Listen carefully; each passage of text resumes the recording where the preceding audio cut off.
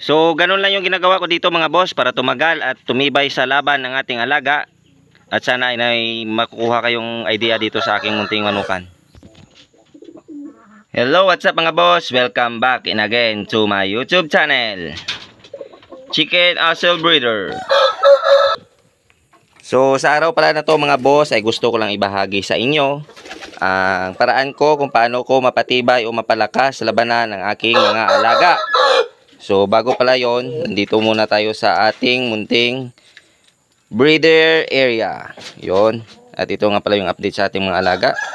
At bago pala tayo mag-umpisa at bago ko ibahagi sa inyo kung ano yung aking pamamaraan, gusto ko muna magpasalamat sa aking mga sulit na subscribers at saka sa mga silent viewers ko at sa mga sumusuporta sa akin. Maraming salamat sa inyo. Dahil sa inyo ay patuloy akong magbabahagi ng aking kalaman patungkol sa naked hen o manok. So yun na nga mga boss, nandito tayo sa ating munting manukan at ibabahagi ko sa inyo at ipapaliwanag ko lang yung aking pamamaraan dito kung paano ko napapatibay sa labanan o naging malakas yung aking alaga ay dahil sa pinapakaskas ko lang ito mga boss. Meron akong scratching box kaso nandoon yung sa gilid ng bahay. Hindi ko maipakita sa ngayon dahil nandito tayo sa baba dito sa ating munting manukan.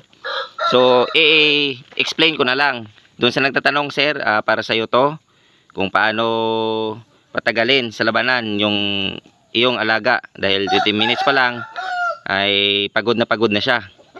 So sa akin lang, based sa aking experience mga boss, yung ginagawa ko, pinapakaskas ko siya, pinapainitan, binibilad sa araw, kumbaga, pero hindi siya tutok na tutok sa araw.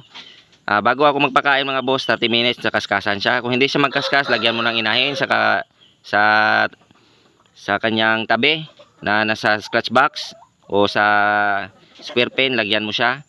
Kung ayaw pa rin magkaskas, pitikan mo ng mais o ng pagkain ng konti-konti para na magkaskas siya.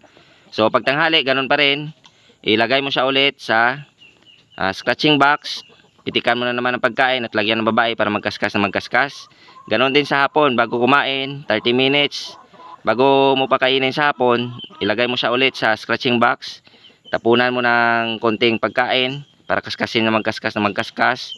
At lagyan mo rin siya ng babae na nasa scratching box din sa tabi niya para na maging malakas siyang magkaskas. So ganun lang kasimple at ganun kadali mga boss. Sana ay nasagot ko yung tanong mo kung paano palakasin o patibayin sa labanan ng iyong alaga. So hanggang dito na lang muna mga boss. Maraming salamat. At lagi nating tatandaan ang sabong ay sports lamang. Huwag tayong mapakalulong sa sugal.